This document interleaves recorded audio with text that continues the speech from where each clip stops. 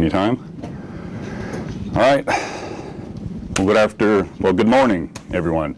Good morning. If you would turn to Isaiah 1, and we will get there in due time. I do this to kind of keep things flowing.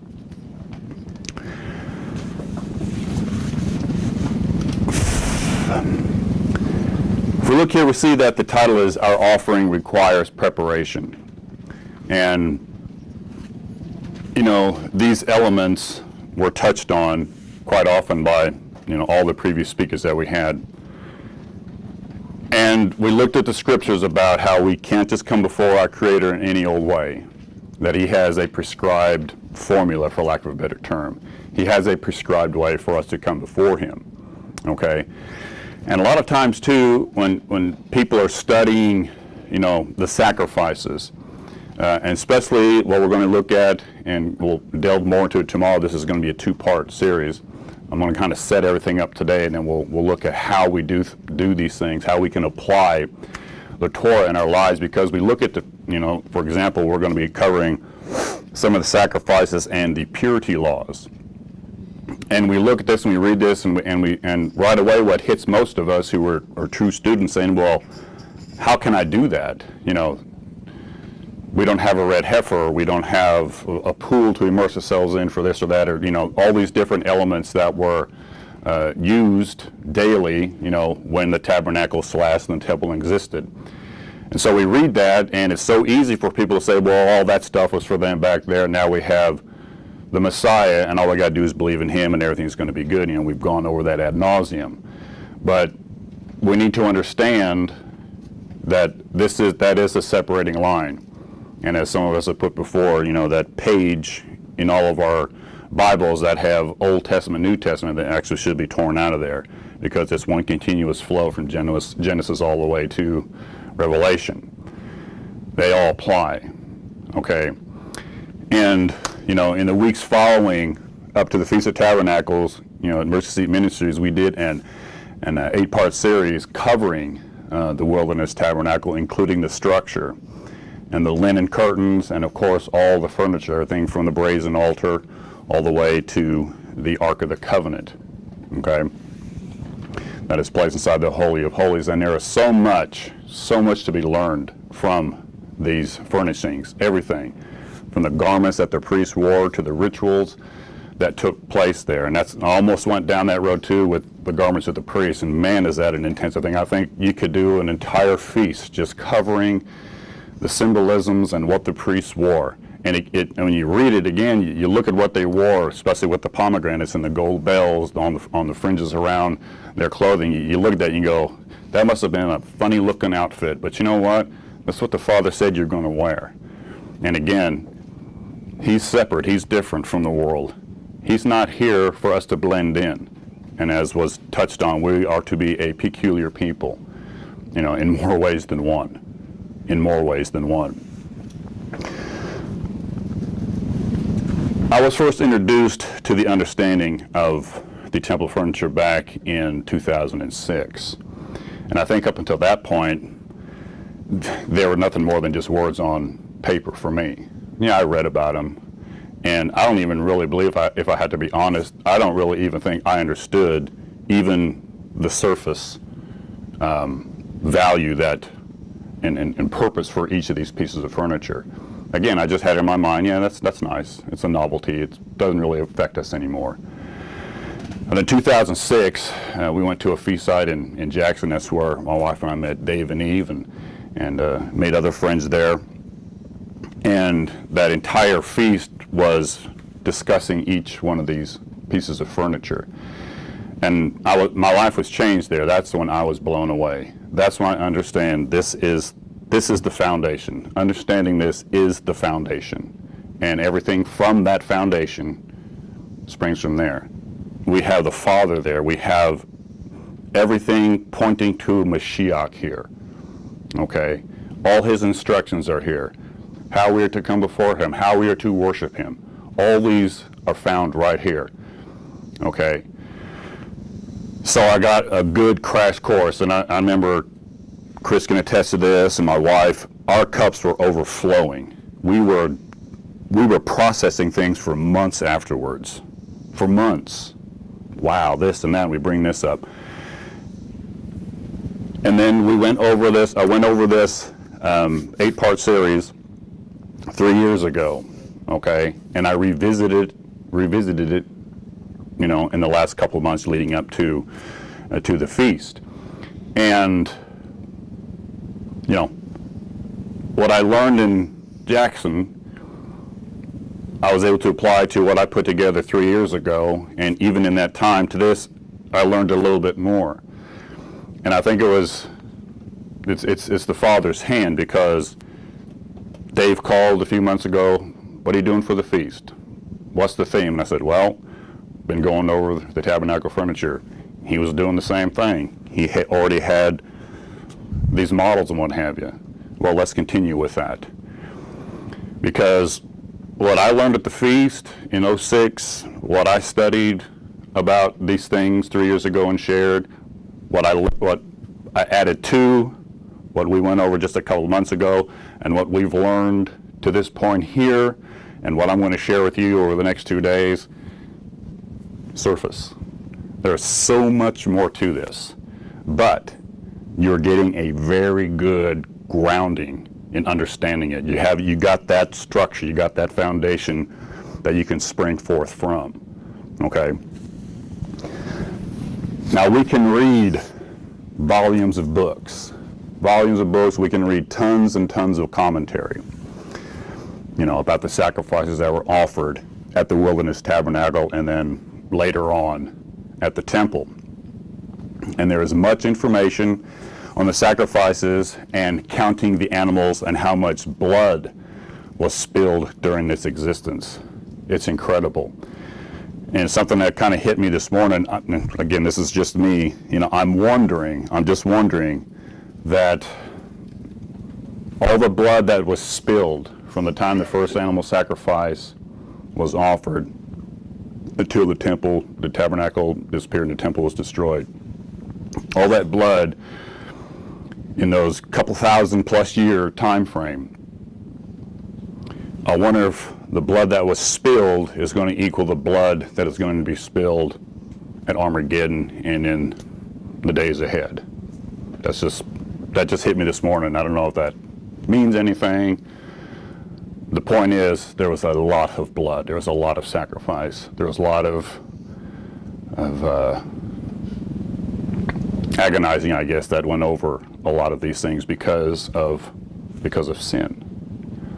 And that's why we do what the Father asks us to do, because of sin.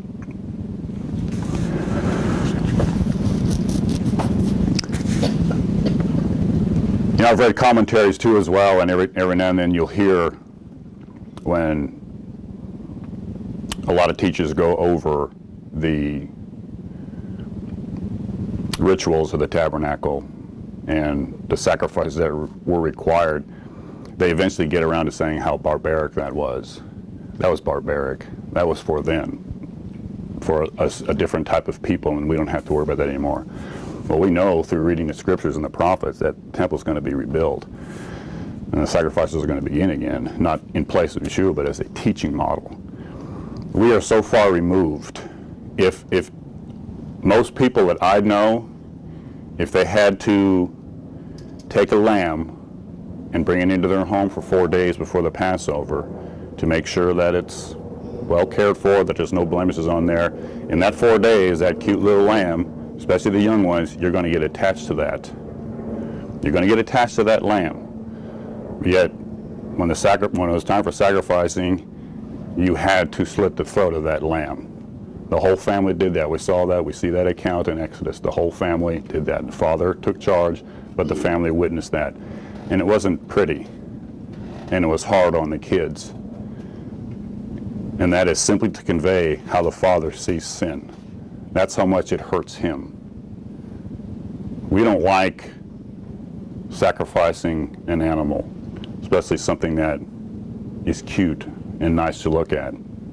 You know, someone once told me, your family pet, you have a dog or a cat or whatever it is, that's been with you for years and years and years. How hard would it be for you if the Father said, now I want you to sacrifice that animal for me? This is the things that he tries to convey to us. He's trying to give us a physical and a mental, emotional picture of just how serious sin is. And that's a high cost. Okay? So we have to prepare. We have to prepare. We have to learn that in anything we do before we come before the Father, we have to prepare. Okay? It's one of the most essential and critical elements of a believer's walk. I'm going to say that again. It's one of the most critical and essential elements of a believer's walk. We have to prepare. We have to prepare to offer because this is an act of worship, both physically and spiritually. And scriptures and history show us that we can learn a ton. We can learn a lot concerning how we are to approach our Father. And these spiritual principles can be found in the Word, and they can be applied in our lives. They can be applied. We can't look at the easy way out because carnality does that. So much of the professing world looks at, especially the Torah, and says, we can't do that. We don't have this, and so it must not be for us, forget it. However, as we will see, these principles can be applied. And although we can't do every one of them, like I said, physically, spiritually, the principles can be applied. That's how we draw close to our Father. Because he's searching our hearts. Because he's, in essence, kind of transporting us back to that time period when it existed, and he's saying, now, I'm looking at his heart. Would he or she do that if these were in place? Kind of like with Abraham. In Abraham's heart, he was going to sacrifice his son. He was going to do it, and the Father knew that. That's why at that last millisecond, stop. Now I know. And this is the same principle. I hope I'm making sense. This is the same thing. We can't just read and go, well, I can't do that. Read it again. Look at supporting scriptures to it. Look at it in the entirety of its context. How can you apply it in your lives? Like I said, we'll get more into those details tomorrow. A familiar scripture to all of us is 2 Timothy 3:16. It says, all scripture is given by inspiration of Elohim and is profitable for doctrine, for reproof, for correction, for instruction in what? Righteousness. For instructions in keeping his law. Here's how you do it. Okay. That the man of Yah may be complete, thoroughly equipped to do what? Good works. What is good works? Obeying his commandments. That's our work. That's our walk. Anything outside of that is dust in the wind. Tabernacle in the Hebrew is Mishkan, okay? The Mishkan. And this Mishkan, this tabernacle that we have been studying, was a physical representation. A physical representation of what was in the heavenlies.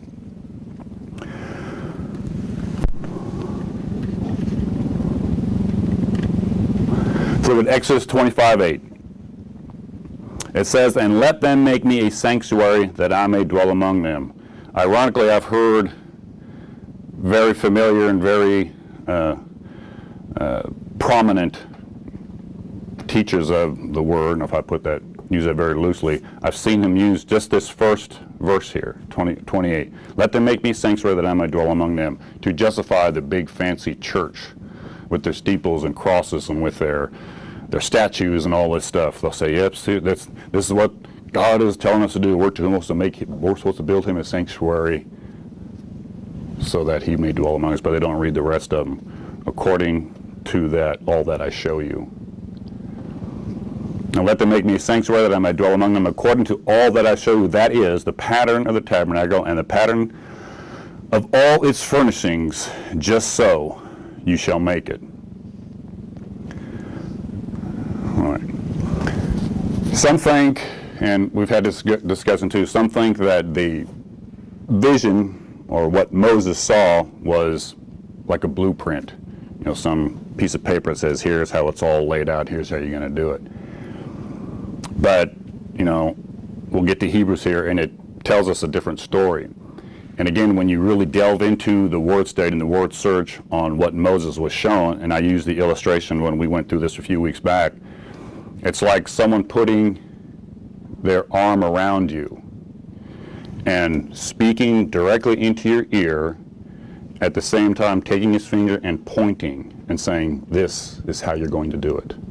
So there's no mistake. So there's no, what was that? What are you trying to show me? It's there, he sees it, he's being instructed, and he's being shown.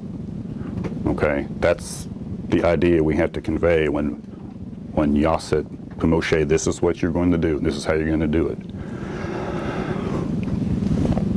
In Hebrews 8:4, tells us, for if he were on earth, he would not be a priest, since there are priests who offer the gifts according to the law, who serve the copy and shadow of heavenly things. And as Moses was divinely instructed when he was about to see the tabernacle, for he said, see that you make all things according to the pattern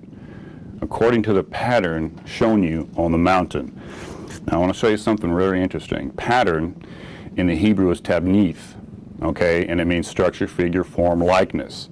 The same word we see in Hebrew, where it's talking about the Father, let's make man tabnith in our image, in our likeness, in our form, in our structure. Now, this tabnith comes from the Hebrew root banah. Look at this, which means to build, to begin to build, set up, and obtain children. Now, the one that seems kind of out of place is obtain children, but it's really not. If we look at the altar, again, we look at the brazen altar. We have the wash laver, the table of showbread, the menorah, the altar of incense, and the Ark of the Covenant, and the kapareth, or the mercy seat, which is on top of it, which is where the Father dwells. Okay, we see this. Like I said before, everything starts from the heart of the Father. The heart of the Father is in that ark. His laws, who he is, grace, mercy, everything emanates from that ark. Physically speaking, as we understand it, from the Father, And it is from there, it is from that ark, from his heart, that he reveals himself to us. Okay? Our eyes are opened up. He taps us on the shoulder, he kicks us in the butt, he smacks us in the head. However he does it, he gets our attention, okay? And we see, wait a minute, as I've heard so many people say and relating, I've been going to this Sunday church or this Christian church for so long and it never made sense. I'd fall asleep and, they'd contradict themselves, they'd leave scriptures out, I'd studied on my own, I never made sense of this. And the Father's saying, yeah, go ahead, stay there, and when the time is right, I'm going to show you something. And he shows us who he is. He reveals his laws to us. He reveals his instructions to us. And to most of the world, we don't like that word law. We don't like that word obedience. We don't like structure in our lives. The carnal person, the carnal man, the carnal mind wants to be willy-nilly and free just to do whatever I want. Just so long as I'm not hurting anybody else, and just so long as I'm having a good time, and just so long as I can find a group of people who think like I do, everything's going to be cool. And those who are a little more serious about it, again, as we say, they go to, well, just believe in this and just believe in that and just be a good person. And I've heard this 100 times, I've heard it 1,000 times. And I've had people at work that I've tried to share this message with. They look perplexed. Well, that's all good for you, but I'm just going to be a good person. As long as I'm a good person, I'll be okay. And you know what? The devil's there saying, stay right there. Stay right there. Sounds good. It seems harmless, doesn't it? He's going to be a good person. It's not according to the pattern. It's outside of that. So he reveals himself to us. And then we got to go before that altar and burn everything off. We have to burn everything off. We can't say, well, I'll get rid of this, this, and that, but I like my Christmas, and well, I like Halloween, or whatever it is. Or I'm going to sneak my pork in. I'll give it the pork, but I won't give up my shrimp. Whatever it is. And we're going to go round and round and round. We're always going to be going back to that, because that's how we test ourselves. That's how we show ourselves approved. That's where it begins, right there. Then we come to that laver, that water basin. And that's, again, and Dave used the example of how do you know when silver has been purified? Remember? You can see. You see yourself. When you go to that laver of water, when you lean over that, you're going to see yourself. And what are you going to see? You know in your heart of hearts whether you need to go back to that altar or whether you're ready to be cleaned, to wash your hands and to wash your feet. And I always have how I understand it in my mind, and I think you can back us up scripturally, to wash our hands and feet. To wash our hands, we have nothing to offer him. We have nothing he wants from us except our praise, to raise our hands so that he can give us what we need.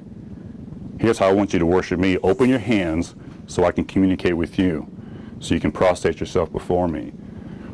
We wash our feet. Our feet, symbolically, walking that right path, walking in his word, and our hands doing that word. And when we're like this, and our hands are clean and our feet are clean, we're clean from head to toe. Now we can come in. Now we're ready to receive that word. Now that table of showbread is there. That word is there to eat. That light of the world is also shining so that we can discern. And like I've said before, that light isn't just shining on truth, it's also shining on what is untrue, so that we can discern and we know what's right and we know what's wrong. And we're having all these elements working for us, not against us, when we come before that altar of incense, so that, as the picture depicted, that our praise is a sweet aroma to him. And then ultimately we enter into the Holy of Holies. It comes full circle. It doesn't start there. We start out and move towards him. This is what the festivals depict, starting from Passover all the way through the 7 days of the feast, and then the 8th day, the last day, 8th day, tomorrow. We go through this cycle. We go through this understanding. I said, this is 1, 2, 3. This is the 4th time through for me on this, and I'm still learning. And I love to share these things because this is the structure. This is the foundation. And what's interesting, too, is, of course, we have the outer court outside of the Mishkan itself, outside of the tabernacle itself. Of course, you have the brazen altar and the wash basin. That's outside. Then you come into the holy place, menorah, table of showbread, and the altar of incense. Separating the holy place from the most holy place, where the Ark of the Covenant is, are 3 linen curtains, okay? And it's the same color pattern throughout the scriptures. As you're facing the Holy of Holies, you have a scarlet curtain. Behind that scarlet curtain, or a red curtain, behind that one is a purple one. And behind that one is a blue one. Okay, so you have 3. So in the inner sanctuary of the Holy of Holies, you have blue representing the Father.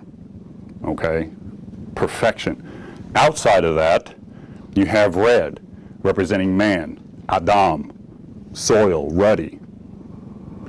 In between those two, we have what? Purple. Purple. Royalty.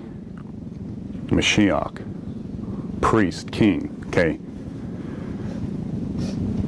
Red is a primary color. Blue is a primary color. You mix the blue and the red together, what do you get? Purple. Purple. The only way to the Father is through Mashiach. Follow. It's all right here. And again, this is just the surface. Just the surface. And you always see that color sequence always the same. It's always scarlet, purple, blue. Going from out to in. Scarlet, purple, blue. It's never any other combination. It's always the same. It's always the same. I find that fascinating.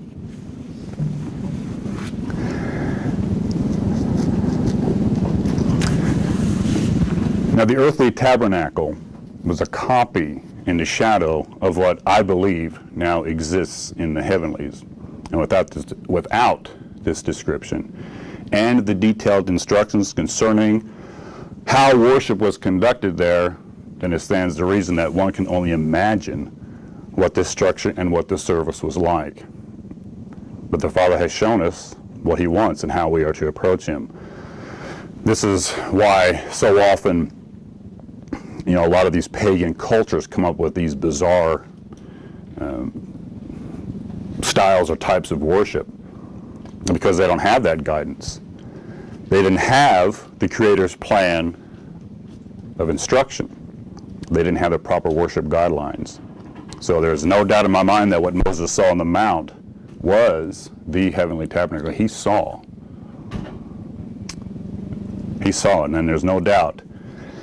So if we have had a pattern, then it stands to reason. If there's a pattern, and it's something that's set in place, it's something that exists, then we must prepare physically before bringing our offering. Again, remember that the tabernacle was a physical representation of the heavenly, and it connected worshipers to the Eternal One. It connected us to Him. And it, same thing, it connected them back then when they went through these rituals as it was laid out, and it's the same thing with us. You only connect to someone, as parents, our children can only connect to us when they are obedient to us, correct? If they're disobedient and they're running the streets and they're doing whatever they want to do, they're not connected to us. There's no love there, there's no respect there, there's no adoration. All that's out the window.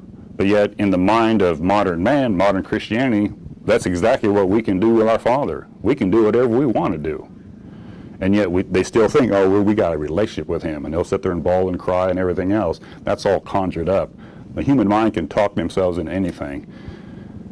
And you get enough charlatans up there saying the right things, you can whip up the tears and the gyrations on the ground and everything else that supposedly is holy in this world, to them anyway, to give a justification.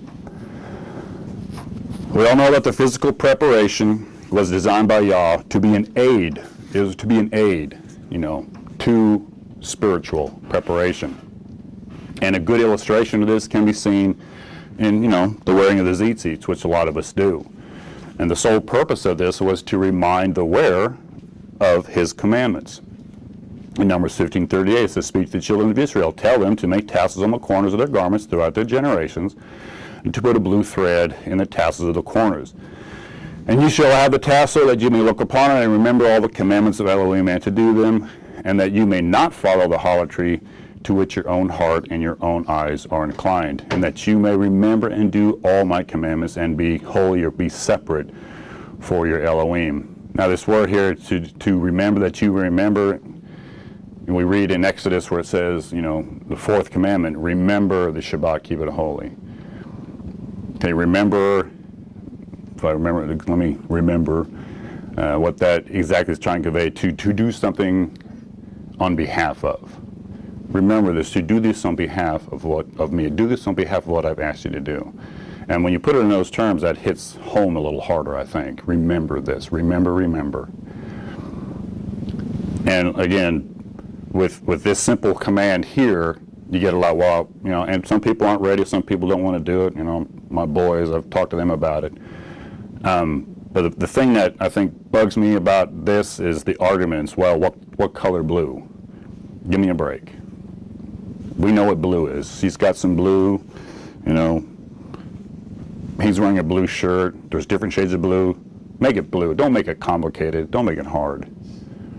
Well, it's got to be white with blue, or it's got to be this color with blue, or it's got to have so many twists and turns and curls and this and that. None of that instruction is given. What you find on that most of the time is Hebrew tradition and custom, and if you pick one, fine with me. If this tribe wore it with this many loops and that tribe wore it with that many loops, so what? You like particularly, point is, he says, if you're a child of Israel, if you're the house, wear it. And Vicki and I got a cool story, I think most of you know it.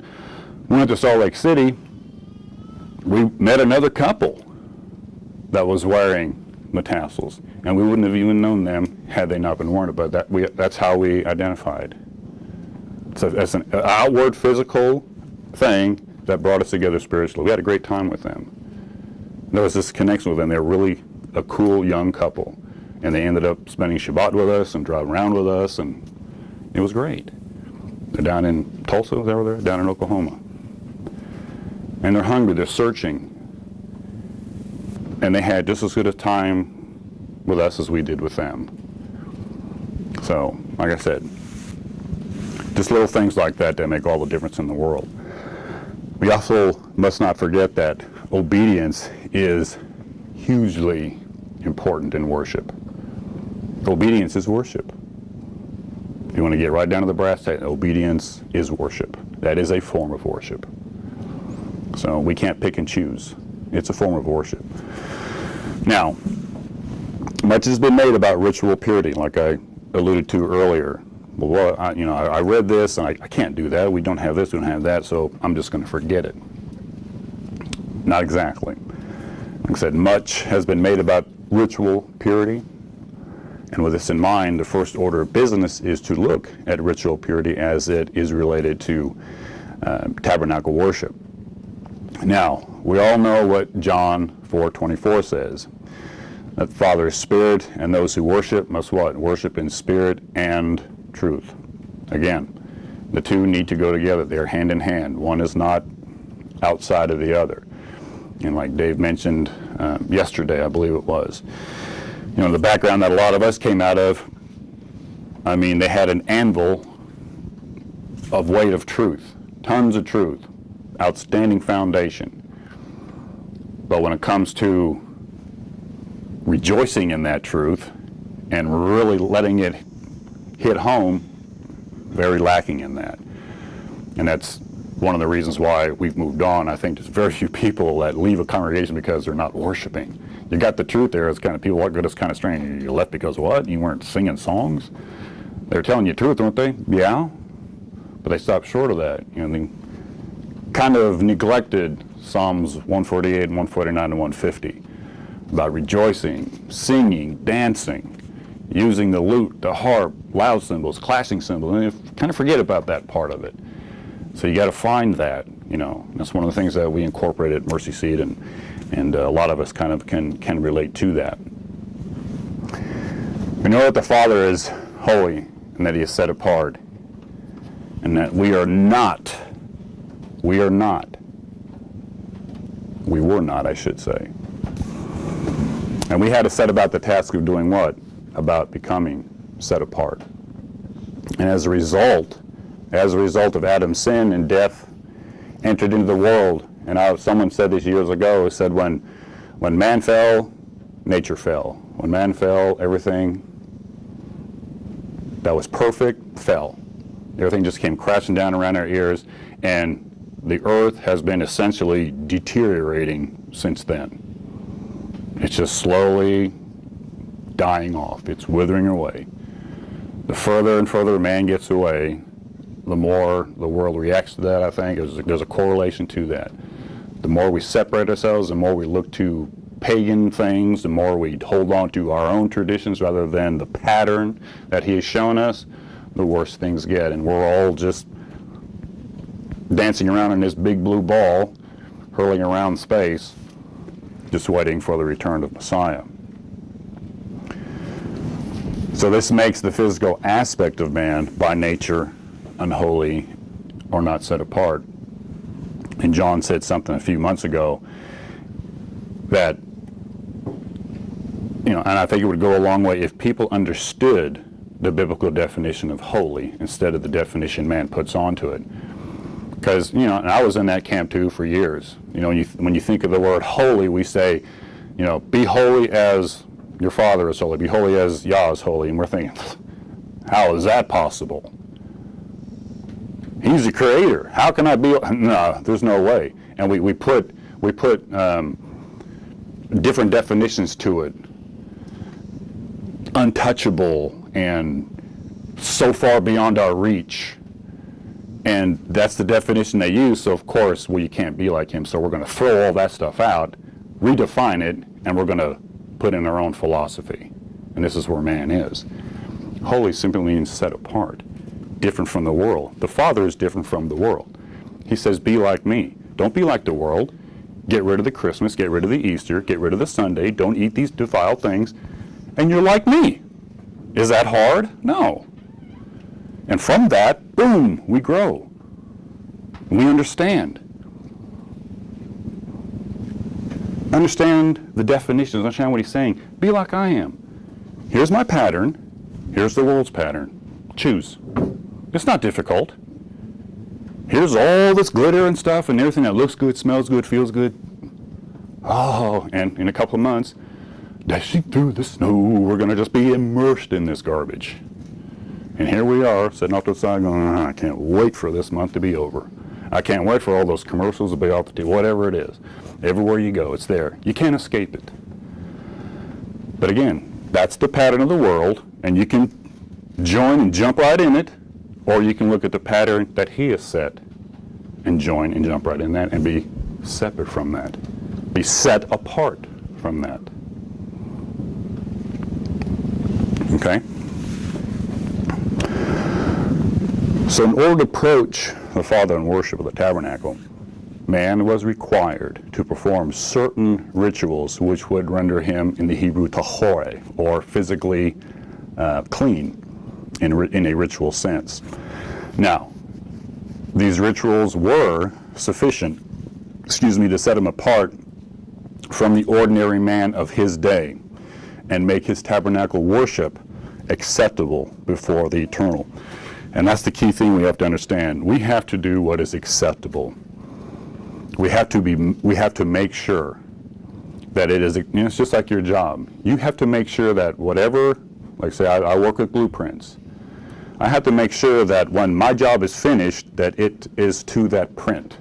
Because if it's not going to be accepted. Okay? And I can sit there and stomp and scream and it's right there. Here's how, this is what you're getting paid to do, this is how I want you to do it. If I don't do it, it's not going to be accepted. Same thing with his word. That's why we need to be diligent. That's why we need to always be double checking. That's why we got to be committed, dedicated, knowing that it's for a purpose. We want to please him. We want to please him.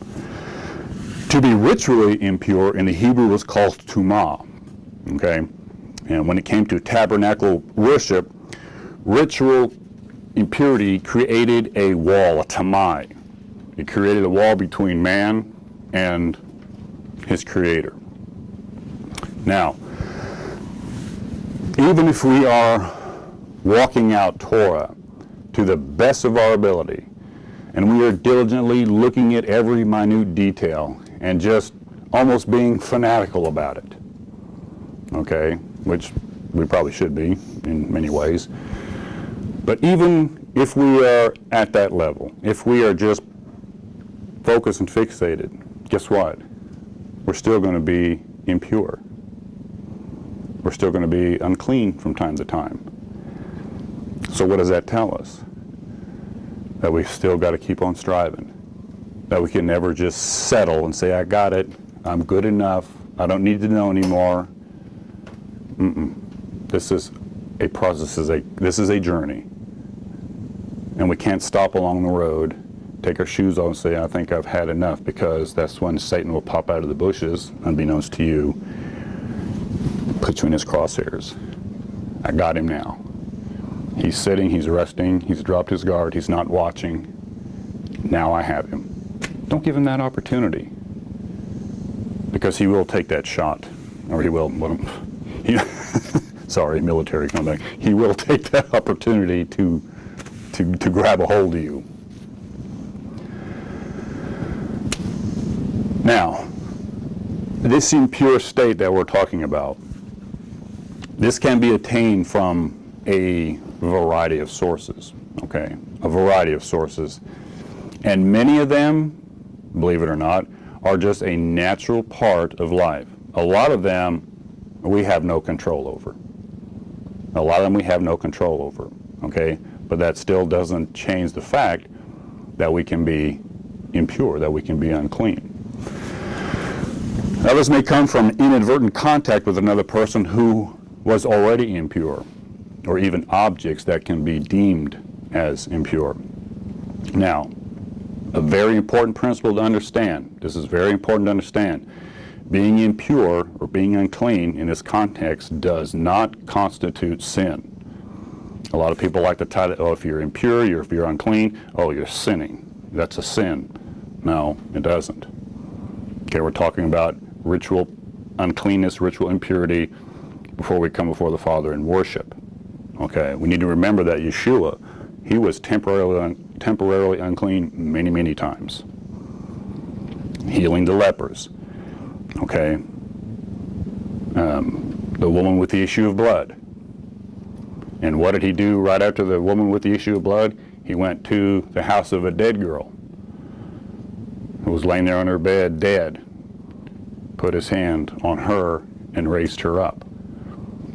Okay, he was unclean. He was ritually unclean. He was ritually impure. Was he sinning? No. We know that because he was a perfect sacrifice, wasn't he? Because there was no sin in him. So that lets us know that we can be impure. And we are, and I have to, all the time, basically.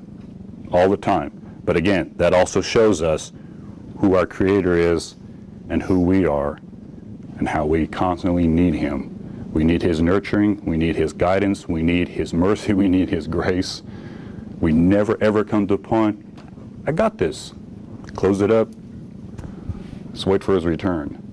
Because the minute we close up shop, so to speak, say we understand it, good to go, we are going to start moving away from Him. And again, we're going to be moving back into enemy territory. And He's waiting there. It's exactly what He wants us to do. So in these instances, our Messiah was spiritually, and was ritually, I should say, unclean. And Yeshua could not attend the temple service.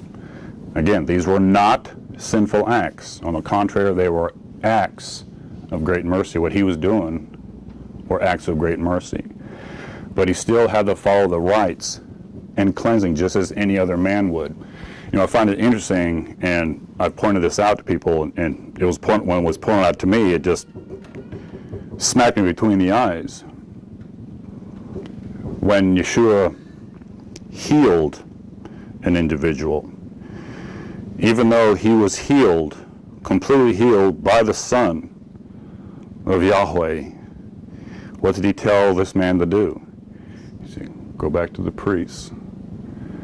Go tell him, go through the ritual. I find that amazing. And I've heard some people say, well, he got a pass. No, he didn't. Yeshua didn't get a pass. The man He healed didn't get a pass.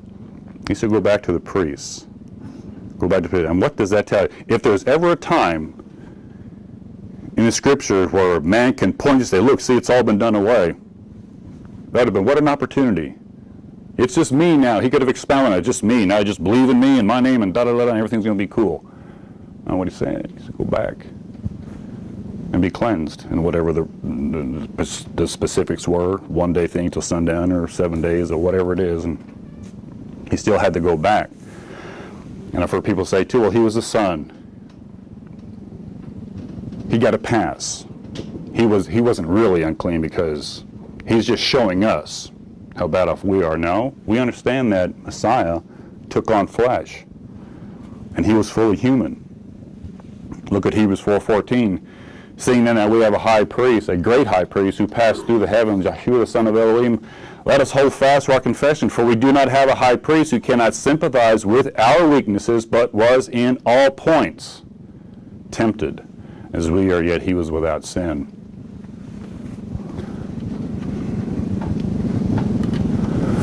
Verse 16, let us therefore come boldly up to the throne of grace, that we may obtain mercy and find grace to help in time of need. Where's that mercy and grace found again? That's where it emanates from. Grace is not outside of His law. It's not a separate thing that nullifies and does away with His instructions, as so many people believe. What a dangerous doctrine that is. What thin ice you're treading on if you're going to go down that road. You will break through that ice and you will drown.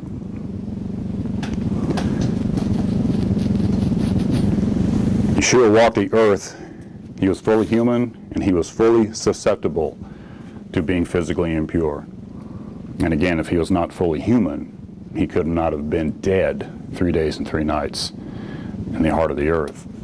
Now, biblically speaking, there are three main causes of ritual impurity. Biblically speaking, three main causes. One, diseases of the bodies in its various forms, leprosy, even clothing and things around the home, mold, mildew, things like that can make you unclean. Two, dead bodies, either animal or human. And three, discharges from the body, the sexual organs, the woman's cycle, man's semen, elimination, all these things. A lot of these things, like I said earlier, are a natural part of our everyday lives.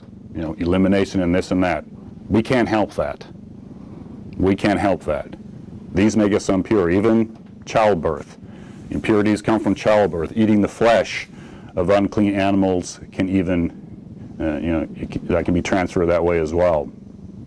Numbers 19:22 states this, that whatever is unclean, person touches shall be unclean, and the clean who touches the unclean will be unclean until evening. In other words, if I'm clean and I touch him over here who is unclean, guess what? I just became unclean. Vice versa.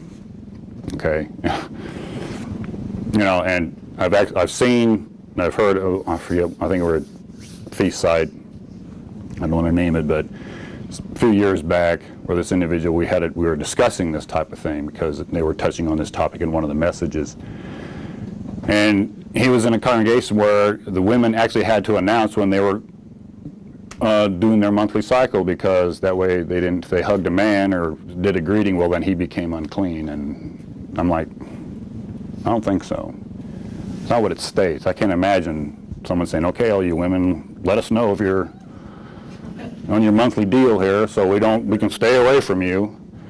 Again, these are things that they're not looking at it in the entirety of the context and what we have available for us, okay, to be able to come before our Father in the proper manner, even though, like I said, so many of these things we have no control over. And a lot of it, like I said, most of this is telling us and showing us who we are in relation to our Creator. We can't undo these things. But at the same time, we can't go around them. So there has to be a way, there has to be a process for us to be able to come before the Father in good conscience, knowing that we've done everything we could to kneel before Him in worship. And again, we'll have more on that tomorrow. I'm just setting things up right now. But the bottom line is that a person could not attend tabernacle or temple worship in a state of physical impurity, so they were not allowed to approach a set-apart Elohim at a set-apart physical tabernacle. And I find it interesting that ritual impurity only became a sin. Ritual impurity only became a sin if someone brought their uncleanness into the temple. Okay? Even if they were unaware of it at the time. And again, this is where, when we look at ourselves in the mirror, altar sacrifice, we go and we look in that water, we look at that reflection, you're going to see what's really there. You're going to know in your heart of hearts, okay, whether you need to get back or whether you go forward. And you better be real careful if you're going to go forward. Now, in saying that, I'm not saying that you're going to just drop dead right there on the spot. But there are plenty of other curses and plenty of other obstacles that could come before you in life that are the result of you, especially knowingly coming before the Father, trying to end around Him. And all of us, especially the younger ones, there are so many things in our life we know we shouldn't do it. We know what mom and dad have said. We know what the teacher, whatever the authority figure is, we know we're not supposed to do it, but you know what? You do it anyway. And don't say you don't, because I was a kid once. We've all done the same thing, and even as adults we do it from time to time. That's the constant pull. That's why we need to constantly be moving forward. Putting our hand to the plow and not letting these things back there keep dragging us down. And a thought entered my mind, that movie that was on last night when Moses parted the Red Sea, or when the Father, through Moses, parted the Red Sea. What was going through the minds of these people? When the captain of that charge said, go, follow him, and these towering walls of water, do you think it entered their mind, I don't know if I should go in there. I might not get out of there. Okay? They did it anyway. And it came down around him. And it's the same thing with us. Many times we say to ourselves, I don't know if I should do that, and we do it anyway, and then all of a sudden it seems like, at least temporarily, the rebuking and the correction come crashing down around us. And if we're honest, we can look at ourselves in that mirror and say, you know what?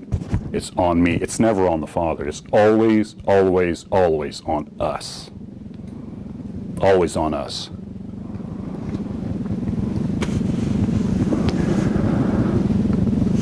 If we look at Leviticus 5, verse 2, going more into the impurity. If a person touches any unclean thing, whatever it is, the carcass of an unclean beast, carcass of unclean livestock, or the carcass of unclean creeping things, and he is unaware of it, he also shall be unclean and guilty. Or if he touches human uncleanness, whatever uncleanness with which a man may be defiled, and he is unaware of it, when he realizes it, then he shall be. Verse 4, or if a person swears, speaking thoughtlessly with his lips to do evil or to do good, again, look at the contrast, to do evil or to do good, whatever it is, that a man may pronounce by an oath, and he is unaware of it, when he realizes it, then he shall be guilty in any of these things. Verse 5, and it shall be, when he is guilty in any of these matters, that he shall confess that he has sinned in that thing. And he shall bring his trespass offering to Yah. For his sin which he has committed, a female from the flock, a lamb or a kid of goats, as a sin offering, so the priest shall make atonement for him concerning his sin. And in Numbers 19:20, but the man who is unclean and does not purify himself, that person shall be cut off from among his assembly, because he has defiled the sanctuary of Elohim. The water of purification has not been sprinkled on him, and he is unclean. Now I want to back up here. Let's see where I want to get.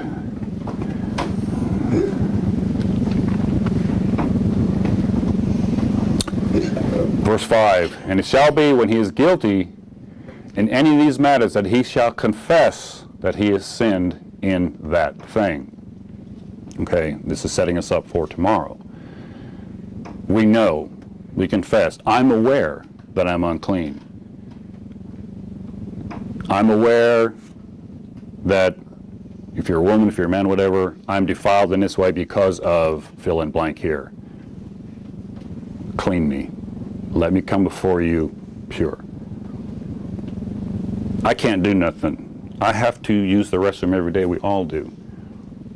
Women and your issues, if you're at that age of fertility, you can't do anything about that. But you're not sinning. You're not damned or cursed for it. But realizing this, because sin has entered the world, because these things are on us, and we realize these things, we still can come before him per his plan and ask for forgiveness, even when we have really nothing to do with it. But again, it's teaching us a bigger lesson. I am Yah, you are here, and don't forget it. You are from the dust of the earth. Approach me in that manner. I hope that makes sense. Now these passages here in Leviticus and Numbers, when they're taken together, they indicate that if a person has entered the tabernacle compound in a state of ritual impurity, that act constituted a sin in which a trespass offering then was required. Now, if this individual went in intentionally, knowing he was impure, that constituted a more serious sin and required, again, full repentance as well as the ritual cleansing of the required offerings. Now there are various rituals, depending on the degree of impurity, that dictated the necessary action. Sometimes it was, immersion in an immersion pool, which is known as a mikvah, and then just waiting till sundown, something as simple as that. Others required the sprinkling of water mixed with the ashes of a red heifer. There were 1-day requirements, 7-day requirements. It just all depended on each circumstance and what a person had to do to be rendered ritually clean. And we can go on for hours and hours and hours, looking at all the different scenarios and the different types of purification rites that went along with these things. And like I said, it doesn't hurt to read them. It doesn't hurt to look at them and go, okay, that's me. Okay, yeah, I understand that. And how we are to come before the Father in regards to that. The point is, Yah saw fit to give instructions. He saw fit to give instructions, not only instructions, but detailed instructions on how we are to approach him and how one can be free from it, And this was all for what?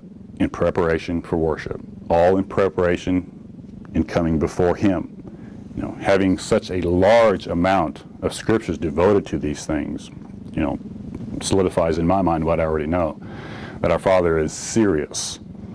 He's serious about what He is trying to convey to us, and He takes it serious, or else why would He bother? Why would we have whole books, chapter and verse after verse on these things, if this was just something to fill the words of some pages, or fill up blank pages? And we know it's not. You know, another study that I'll do someday will be interesting is looking at the individual sacrifices and the offerings and what they mean. You know, for years I would lump in the sacrifices of the animals, any animal sacrifice, and I would just blanket it with one thing. Well, it's just to cover sin. It's just to cover sin. You know, I thought that for years. When I think of animal sacrifice, well, somebody sinned, someone needed to be cleansed, whatever, and then you did it, and then you moved on. And when it happened again, it's just this continuous cycle, because that's the nature of man. Okay? Messiah, you know, I kept thinking that until Messiah became our ultimate sacrifice. Never really put the pieces together. You know, like we discussed, I think a few weeks ago, we have so many different offerings. You have the sin offering is completely different from the burnt offering. Two totally different things. I don't want to go into that right now, but they're two totally different things. Sin offering is self-explanatory. Burnt offering has nothing to do with sin. It has nothing. It's an offering of praise. It has nothing to do with sin. And a lot of times the drink offering accompanied the burnt offering. Okay, you had the grain offering, the peace offering, the trespass offering. You had an animal for this, you know, a bullock for that, and a ram for this, and a lamb for that, and a dove for. I mean, each one is specific in its form and its function. You know, it isn't just, oh, there's an animal sacrifice, it must be for sin. Not at all. Not at all. And we need to understand these things. These ceremonies prepare us for the spiritual purity as well. And it should be noted that all the purity rituals culminated in water immersion. All of these rituals culminated in water immersion. Natural bodies, spring-fed waters. The scripture says over and over, this symbolizes total cleanness and total purity, physical and spiritual. The water had to meet the requirements of living water, and Yah makes it clear where this spiritual living water comes from. If you look at Jeremiah 17:13, O Elohim, the hope of Yisrael, all who forsake you shall be ashamed. Those who depart from me shall be written in the earth, meaning you're going to end up back there, and when the earth is burned up and destroyed, you're going to go with it, and the memory of you is going to be forgotten. To those who depart from me shall be written in the earth, because they have forsaken Yahweh Hodeh, the fountain of living waters. The fountain of living water. So we begin to see, as we study these things, you know, what we already know, what we should know, that when we come before our Creator, we come before Him on His terms. We've already seen a deeper dimension to all this, as well as any physical tool, teaching tool I should say, that His Word gives us. And that is for our spiritual understanding, and specifically for the tabernacle/temple worship, to bring the worshiper of the eternal into the spiritual realm. You know, this is where true worship takes place. Spirit and truth, that's where true worship takes place. One or the other, it's not there. You may feel fuzzy and warm, but it's not going to last. There's no substance to it. It's going to fade quickly, and you're going to find yourself, it's like eating white bread. There's no nutrition there. You can sit there and stuff your mouth full until you're full, but in time, real quickly that wears off.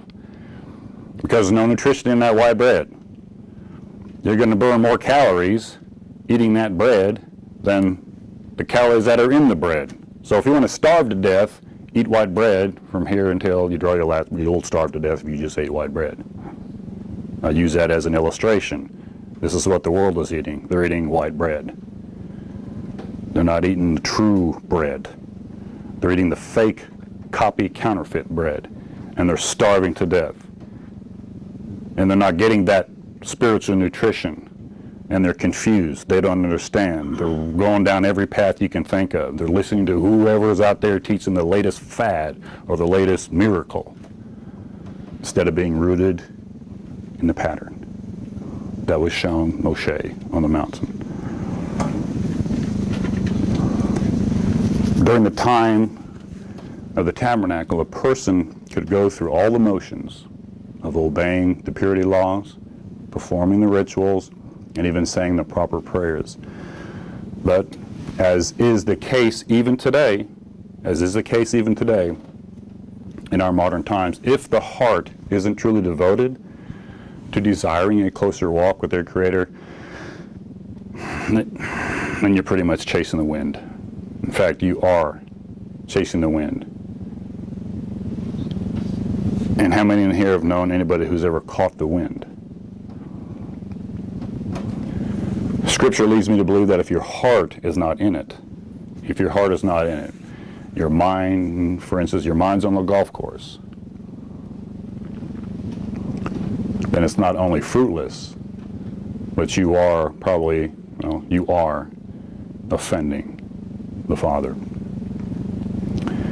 In Isaiah 29:13, therefore Elohim said, inasmuch as these people draw near me with their mouths and honor me with their lips, but have removed their hearts far from me, and their fear toward me is taught by the commandment of men, therefore behold, I will do a marvelous work among this people. Again, showing his mercy. He's going, even though they hack him off, like a better term, he's going to continue to reach out. He's going to continue to show them. He's going to show them a marvelous work and a wonder. Because he's telling us that for wisdom of their wise men, it's going to perish. What they're teaching and what they're holding on to is going to perish, and the understanding of their prudent men shall be hidden.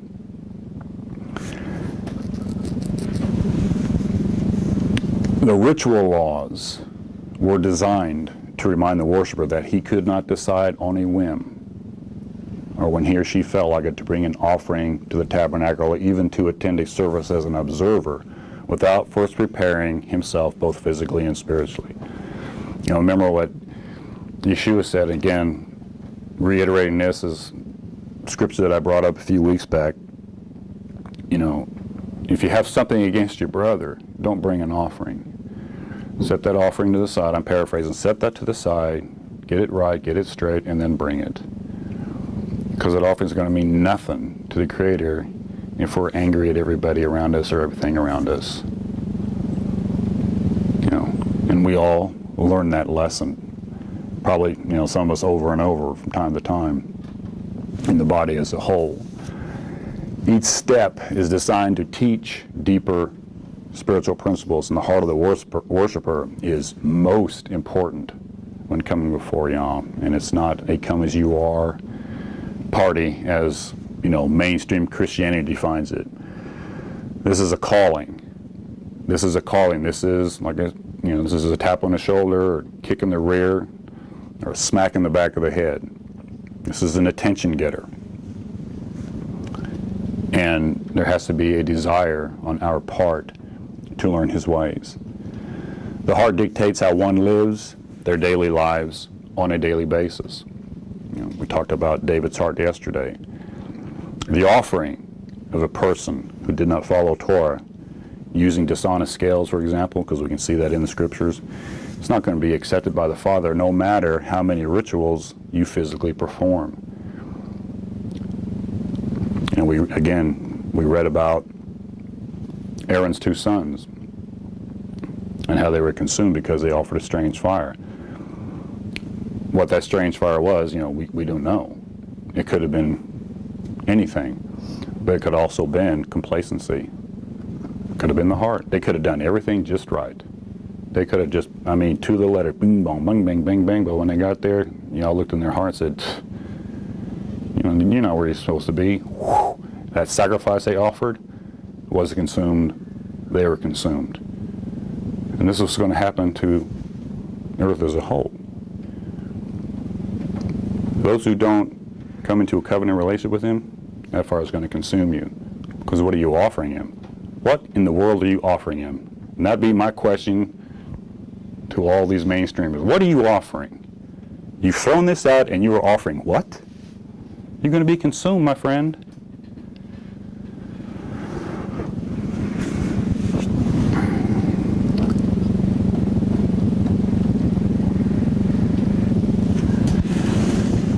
We're in Isaiah 1.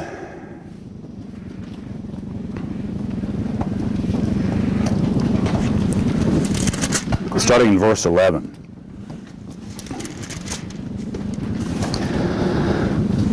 It says, "To what purpose is the multitude of your sacrifice to me, says Yah?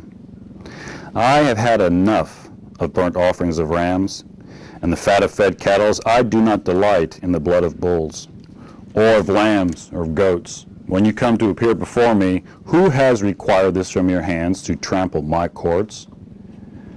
Bring no more futile sacrifices. Incense is an abomination to me," which is, of course, we understand as a type of prayer. "The new moons, the Sabbaths, and the calling of the assemblies, I cannot endure iniquity, and the sacred meeting. Your new moons and your appointed feasts, my soul hates. They are a trouble to me. I am weary of bearing them. When you spread out your hands, I will hide my eyes from you. Even though you make many prayers, I will not hear. Your hands are full of blood." And in the Hebrew, what this is saying is, all you bring before me is bloody hands. That's all I'm seeing. Your heart's not there. I'm just seeing bloody hands. You're going through the rituals. You're going to the letter, not the intent. You're going to the letter, and you just come before me with all these bloody hands. That's all he's seeing. And that's all he's telling him he's saying. Verse 16, "Wash yourselves." Here's the switching of gears. Wash yourselves. "Make yourselves clean. Put away the evil of your doing before my eyes. Cease to do evil. Learn to do good. Seek justice. Rebuke the oppressor. Defend the fatherless. Plead for the widow. Come now and let us reason together, says Elohim. Though your sins are like scarlet, they shall be as white as snow. Though they are red like crimson, they shall be as wool. If you are willing and obedient, you shall eat the good of the land. But if you refuse and rebel, you shall be devoured by the sword, for the mouth of Yah has spoken."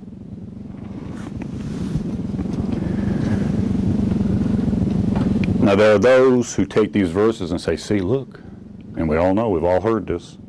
This is shown we don't have to do all this stuff. Because he hates them sacrifices. He hates the Sabbath. He hates all these things that you can find in the Torah. It's not. Look what it says. Look at verse 14. "Your new moons and your appointed feasts I hate." He loves what he puts in place, and he wants us to love him because we obey what he's put in place. We can't change it up. We can't throw it out and replace it with whatever we feel we want to do.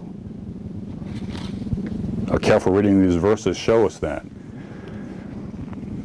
They got to the point that this was so foreign to him, this was so out of what so far out of the pattern that he set forth, that he says, you've turned this into something that I have shown you to do, and you have perverted it into how you want to do it. And it angered him. But in his anger, and look how he switches gear in verse 16, stop doing this. You have the instruction, you have the pattern, get back to it. And start being blessed again. Show me your heart. They were a trouble to him. When we do our own thing, and call it his form of worship, all we are going to do foolishly is incur his wrath. Turn to 1 Kings 12.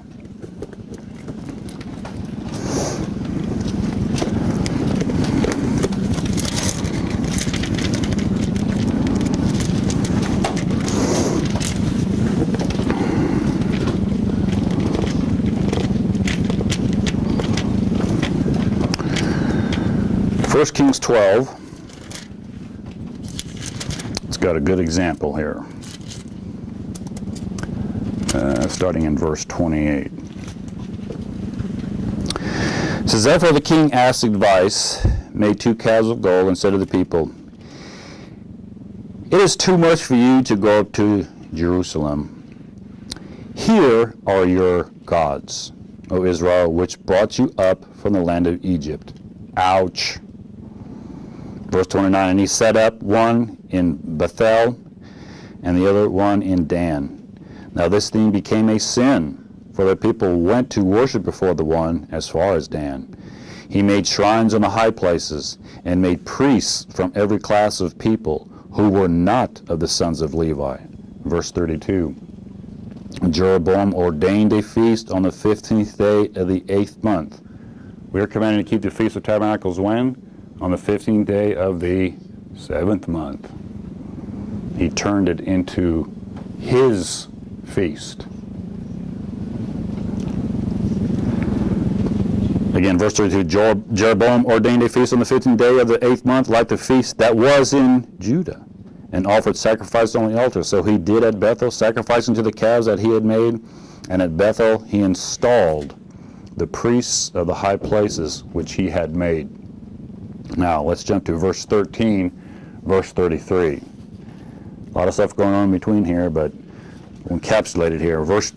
Chapter 13, verse 33. After this event, Jeroboam did not turn away from his evil way, but again he made priests from every class of people for the high places. Whoever he wished, he consecrated him, and he became one of the priests of the high places. And verse 34 said, and this thing was the sin of the house of Jeroboam, so as to exterminate and destroy it from the face of the earth. How we are to worship, brothers and sisters, how we are to worship is based as much as possible on the ancient instructions given to Israel that we find in the Torah. Now, as stated earlier, while there are some points in these instructions that we can't physically carry out at this time, in which we live, the concepts and the principles definitely can be applied. It takes effort, but that's what the Father wants from us, effort. Not lackadaisical attitudes and apathy. Look at what Proverbs says about the sluggard and those who don't take his word diligently. Some of it's comical when you read it. Talking about some men who are so lazy, they put a bowl of soup in front of them, they plop down, they don't even lift it up to their face, they just sit there and because they're so lazy, they can't even spoon the food to the mouth, they just plop right into the bowl and drink it like an animal. No discipline. Apathetic, sorrowful, pitiful. It's not what he's asking you. He's saying, be diligent. Let me see some effort. Let me see your heart. Where's that at? We all know that the system that we came out of and the self-professing saved teachers and evangelists of today's modern Christian world, they have not been saved, contrary to how many times they profess it and scream it over the airwaves. They've not been saved. If they were, they would not profane the Sabbaths of our Creator. They would not defile themselves with pork and every other thing they're not supposed to eat on this earth. They would not forsake the festivals of Yah for the inventions of man. So don't tell me they're saved. Don't tell me they're in the house. Don't tell me they should be listened to. They're not. They're outside of the camp. Now, if they want to come before the Father, they want to stand before that brazen altar, and I can see fruits of that, come on in, brother, come on in, sister, let's work this out together. But until you do that, what can I do? What can any of us do? We can be the example. We can teach and tell. But ultimately, it's up to the individual, isn't it? We all have a choice to make. I can't put a gun to anybody's head and say, this is what you need to do. The Father has set up an appointed time for the temple to be rebuilt. And this escapes most of your modern scholars and theologians. So tomorrow we will look at how we can apply the teachings of the Torah, and our Father's instructions so we can come before Him in the best possible way. Amen.